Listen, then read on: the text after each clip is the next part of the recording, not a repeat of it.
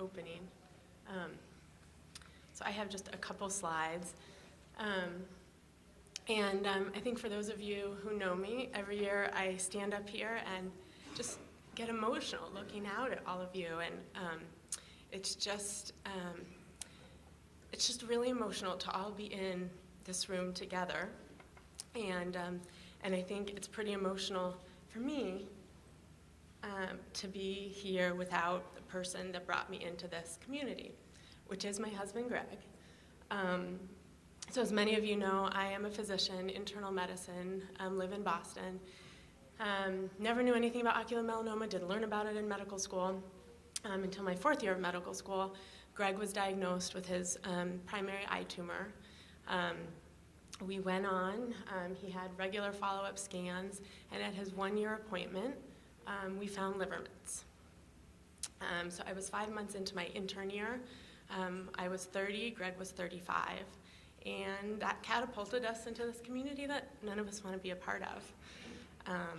And Greg was by my side during this first patient meeting. We were up here standing together, and he's not here with us anymore.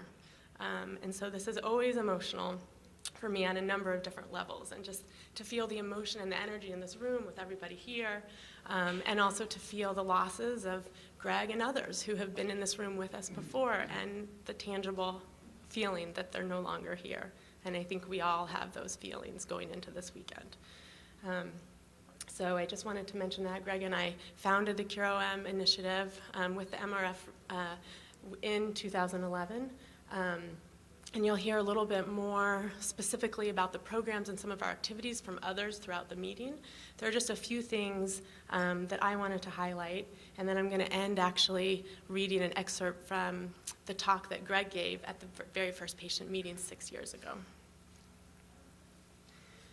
So just to start, I thought it might be helpful for all of us to remember CureOM's mission: to support research and accelerate the development of effective treatments and ultimately a cure for ocular melanoma through innovative strategies, including international and interdisciplinary collaborations, to improve the lives of people affected by ocular melanoma by creating systems and programs to provide education and support, and to advocate for the ocular melanoma community. And in carrying out these activities, I just want to highlight, and I think that we will highlight throughout the weekend, that really the way we accomplish these activities is input from all of you. We are always seeking community input to know how we were doing, how we can do better, to how we can be more innovative. And so we are really open to feedback during this weekend and at other times as well, and we seek that formally through community surveys, which we did last year, but we also seek it really informally by people reaching out to us. And so I just want to really highlight that throughout this meeting to encourage that participation. And another way we get patient and family member input, I want to highlight, we have some great people working with us. So number one, I want to highlight the Mrf staff, who are just phenomenal. And I think just you've met Shelby Monier, who's sitting right here, the Director of Education for the Mrf. Lauren Johnston is over here. She's the Program Manager for CureOM. You met Tim Turnham, and there's a great team based out of DC working on a number of different levels for us, for the OM community. So I just want to highlight them, and they will, probably most of them will be at next year's meeting, so you'll get to meet them more personally. And then I also wanted to highlight the other people helping us, which is our Patient and Family Steering Committee. Listed here, not everyone is in the picture, but these folks have just put in a ton of effort and work and energy to help guide our program and today's meeting, so a big thank you to them. Another thing I want to highlight is just in the spirit of we are not doing this alone.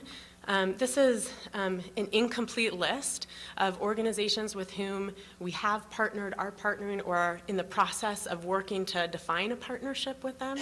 And as you'll see, it's a range of organizations like the National Institutes of Health, where we worked with them, the National Cancer Center, on their Cancer Genome Atlas project to make sure that uveal melanoma samples were included in their rare cancer subset analysis. And that analysis has moved forward, and I think the first publication from that will come out this year. So that's a really exciting collaboration that we started a couple years ago. we partner every year with the Society for Melanoma Research group and co-host a scientific meeting, which is the largest international melanoma meeting in the world. And for the past 5 years, we have had a CureOM dedicated session. This last year, it was part of the official agenda, which was great. And some of these other organizations I'll just highlight, they also include industry. So Iconic Therapeutics, who's one of the sponsors for the Patient Symposia, as is Genentech, and AstraZeneca. We've partnered with them to offer a Junior Faculty Fellowship Award, which will be announced hopefully this summer. And then obviously multiple individuals and academic centers, are partners with us as well. So this is a very incomplete list, but I just wanted to give you a sense of really the range of people who work to make all of this happen. So you're going to hear a lot more about the CureOM program, some of our activities and resources from others throughout the meeting, so I'm not going to sort of harp on that. I just really wanted to highlight the people. But there are just a few things that I wanted to highlight. So number one is the CureOM Unite campaign, which many of you heard about. It was a campaign that we ran from May to October this past year. Our goal was to raise $50,000 for a Junior Investigator Award. And the idea of uniting was really to bring the patients and caregivers together with the researchers, and that we would be able to offer a Junior Investigator Award, and for the first time, have the scientific review process that we always have for our grants, but to add a patient review process onto that as well. And so we called it the Unite campaign, uniting all of these interests. So you guys blew us away. So our goal, and you'll hear more about this tomorrow, but our goal was to raise $50,000. You all raised, I think, over $66,000, which was then matched by an individual donor, which brought us up to an established investigator award, which will be up to $200,000 over a 2-year period. So out of your grassroots efforts, that came out of it, which I just think is extraordinary. And LJ will be talking more about the outcomes from this year and planning for this next year tomorrow in the advocacy session. But I just wanted to highlight where we are in that process. The call for proposals just ended on March 1st, so we're now in the process of assigning scientific reviewers to the different proposals. That will be happening over the next couple months, and then towards the end of that time, we will be pulling together a patient review committee who will then review the top 2 to 3-ish proposals that the scientific committee has decided are the top of the list scientifically. And then we'll get feedback from the patient community. So please stay tuned for more information. You'll probably get a follow-up email after this about how to get involved. It will probably involve some sort of online basic research course to complete, and then a couple conference calls. And we'll need people to commit to the full scope of that process. So just wanted to let you know where we are with that. Hopefully the grant would actually be announced like June, July-ish, I think is what we can count on. So I just wanted to give an update on where we are in that process. I also wanted to mention that we have a few things that we'll be launching soon. So stay tuned. We're in the process of launching a community action network to really support the local communities in your home areas, and really build on the support that and energy that came out of those Miles for Melanoma teams, and we want to know how we can better support you all in your local areas. So stay tuned for more information about that Community Action Network. We also have new educational materials that will be developed this year that we'll let you know about as they're being developed, and we'll need input from patients. And then lastly, I know we've barely started this year's meeting, but I just want to mention next year's meeting is going to be in Washington, D.C., March 2017. Hopefully the exact date will be settled soon. It'll be a little different. In the past, we have partnered with different academic institutions across the country. specifically because we want to move around, make it more accessible to a larger number of patients. And also we feel that it's really important to partner with these academic institutions that are doing really good work, and that it doesn't always bubble up to the top of what we hear in the patient community. But folks like you'll hear today at Emory are working really hard on our behalf, and we want to learn about that. And we hope in some small way, in our wake, we may leave behind a little more of an interdisciplinary team through the planning of the meeting and the communication that may have existed before. So our goal has always been to really focus on these academic institutions. Next year we're going to take a little different approach and hold our meeting at the same time that the MRF has a Hill and Advocacy Day in DC. So we will likely be bringing more speakers in from around the country rather than highlighting one institution. And then our CureOM meeting will then nicely go right into the Hill and Advocacy Day. And we hope to also have a clear plan for ocular melanoma in that as well. So I think that that's exciting. And so keep your calendars marked, and we'll tell you the exact date as soon as we know it. So I just want to close two things, some thank yous. I just want to mention that we have had so many people from Emory who have just been outstanding at helping us to plan this, and the speakers who have been willing to be here throughout the weekend and give their talks and go back and forth and make sure that this is what patients want. You guys have been amazing to work with, and we're so grateful to you for all you do for patients and for being here. A big thank you to our sponsors and all of our volunteers. And I want to call out two people who I think are in the room, Greg Garber and Allison Patak. Okay, will you guys stand up for just a minute? Sorry.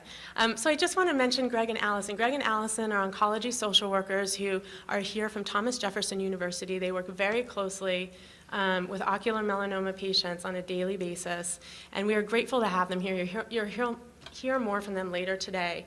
But I want to point them out because this meeting can be very emotional, as Tim mentioned. It's emotional for me. This is my 5th year. It was emotional the first year.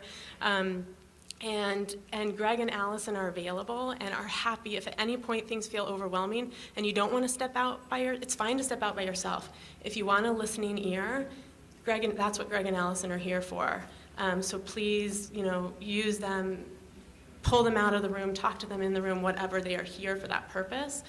We want everyone to feel supported, and we know that different emotions come up at different times for different people. So thank you, Greg and Allison, for being here, and please use them if it's helpful.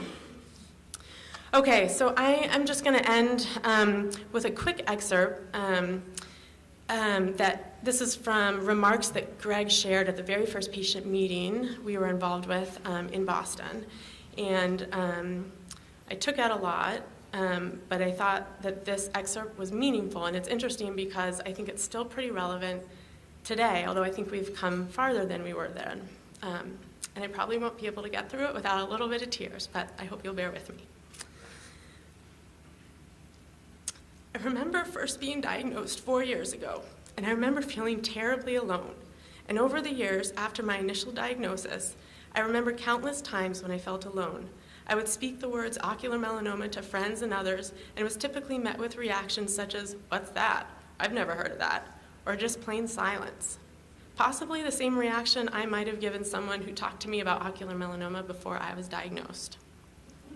Coming into this weekend, though, things do not seem so rare to me, so unknown or so foreign. Instead, I feel at home and so comfortable in so many ways. You understand. We understand. With this meeting, the series of doctors' meetings that have now taken place, and the new collaborations these treatment providers and researchers have formed, I feel ocular melanoma is becoming bigger and receiving more attention. It may still affect the same amount of people per year, but in many ways it feels to me that there is a momentum, an energy, a connection, and a community building amongst treatment providers and all of us. This community, this coming together, not only feels so wonderfully supportive to me, to all of us, but honestly, in the end, this is what it's going to take to put an end to this terrible disease and find the cure. So I find Greg's words inspirational even today, that he spoke 6 years ago. So thank you all for being here. With that, I want to introduce Dr. Curran. who's the Executive Director of the Winship Cancer Center, and we're really grateful to have you here with us today.